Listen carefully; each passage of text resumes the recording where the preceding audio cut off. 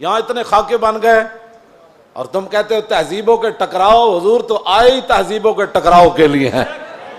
تہذیبیں نہیں، حضور آ گئے. ہم ان تہذیبوں پر تھوکتے بھی نہیں ہیں جن کو تم تہذیب کہتے ہو. جن کو اپنی ماں اور بہن کا پتہ نہیں ہے وہ کون سی تہذیب ہے؟ ہاں جی. جن کو خنزیر اور بکری کے فرق کا پتہ نہیں ہے وہ کون سی تہذیب ہے؟ بزدلو، جو دین کی ترجمانی نہیں ہوتی تو پھر ایسے لوگوں کو میدان میں لاؤ جو دین کی ترجمانی کر سکے.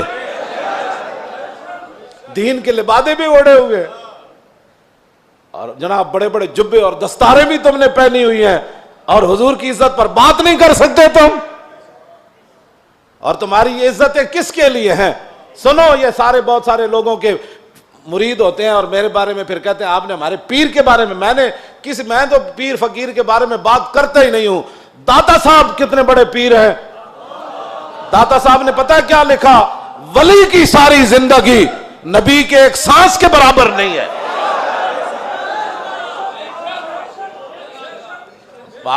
صرف نبی کے بعد امام الانبیاء کے تو خلق سے اولیاء. یہ داتا صاحب کشف المعجوب وچ لکھی گل ہن گل کرو تسی. جدوں حضور دی عزت دی گل آوے تے پھر کھڑا کوئی نہ ہوئے پھر وہ پیر ہے. تے پھر اپنی جاناں بچائے تے اپنے جناب ادارے بچائے تے اپنے خانقاہاں بچائے. رسول اللہ کی تو سانس کی بھی کروڑوں حصے کرو نا پھر بھی اس کی ساری زندگی اس کے برابر نہیں ہو سکتی. کروڑویں حصے کے بھی. یہ تو داتا صاحب نے صرف انبیاء کی بات لکھی ہے. رہ گئی حضور کی بات تو خلق سے اولیاء اور فاق النبیین فی خلق وفی خلق ولم یدانو فی علم ولا کرم وکلہم من رسول اللہ ملتمس غرفا من البحر اور رشفا من الدیم وواقفون لدے عند حد من نقطۃ العلم او من شکلۃ الحکم. ایدہ تو میں ترجمہ نہیں کر سکتا انبیاء دی عظمت دی وجہ. امام بوصیری گل کتھے جا کے کی تھی کہ حضور دی شان کتھے جا کے ہے. فرمایا سارے انبیاء اور رسل حضور سے یہ عرض کرتے رہے کہ حضور اپنے کرم کا ایک چھینٹا ہمیں بھی عطا فرما. وَكُلُّهُم مِّن رَّسُولِ اللَّهِ مُلْتَمِسٌ غَرْفًا مِّنَ الْبَحْرِ اور رَشْفًا مِّنَ الدِّيَمِ.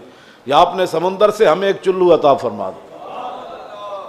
اے لفظ اے شیر ہوندا نا دائیں بائیں تے حضور نے تو سنیا سی بوسیری نو چادر دیتی جے دے وچ کوئی گل ہوندی تے حضور نے فرمانا سی بوسیری اے شیر کٹ دے. تمہیں مقام رسول کا پتہ ہی نہیں ہے. باتیں لوگوں کو اگر مگر کی کرتے ہو. اگر مگر سے ناموس رسالت پر پیرا تھوڑا ہونا ہے. اگر مگر سے پیرا نہیں ہونا. پیرا رسول اللہ کی عزت کا ایسے ہی ہونا ہے جیسے صدیق اکبر نے پیرا دیا، جیسے فاروق اعظم نے پیرا دیا. باقی رہ گیا حضور کا جلال. تو وہ میں آپ کو پڑھ کے سنا دیتا ہوں کہ حضور کا جلال کیا تھا. مولا علی راوی ہیں اس کے. اب مولا علی کیا کہتے ہیں؟ غزوہ خندق کے موقع پر جب رسول اللہ پہرا دے رہے تھے ہمارے ساتھ کھڑے ہو کر، 25,000 کا لشکر خندق کے کنارے کھڑا ہے اور وہ یہ چاہتے ہیں کہ عمر بن عبد ود کی طرح ہم اپنے گھوڑے دوڑا کر خندق کو عبور کریں اور مدینہ پاک پر حملہ آور ہو جائیں، حضور پر حملہ آور. حضور خود پھر تلوار پکڑ کے کھڑے ہو گئے. اور جب رسول اللہ بھی کھڑے تھے وہاں تو سورج غروب ہو گیا. حضور کی ظہر کی نماز بھی قضا ہو گئی. جب عصر کی نماز قضا ہو گئی تو محبوب، یہ بھی حضور کی رحمت للعالمین بھی ہے، یہ بھی خلق عظیم ہے. تم نے کون سا خلق عظیم کی مثالیں دیتے ہو؟ مائی کوڑا پھینکتی تھی اور تم یہ باتیں لوگوں کو سکھاتے ہو فلاں کو معاف کر دیا. وہ حضور کا اپنا حق تھا معاف کیا. امتی کو حق نہیں بنتا کہ وہ حضور کی طرف سے خود منصف بن کے لوگوں کو معاف کرتا رہے. یہ قیامت کو فیصلے ہوں گے کہ رسول اللہ نے کس کو معاف کیا اور کس کو معاف نہیں فرمایا.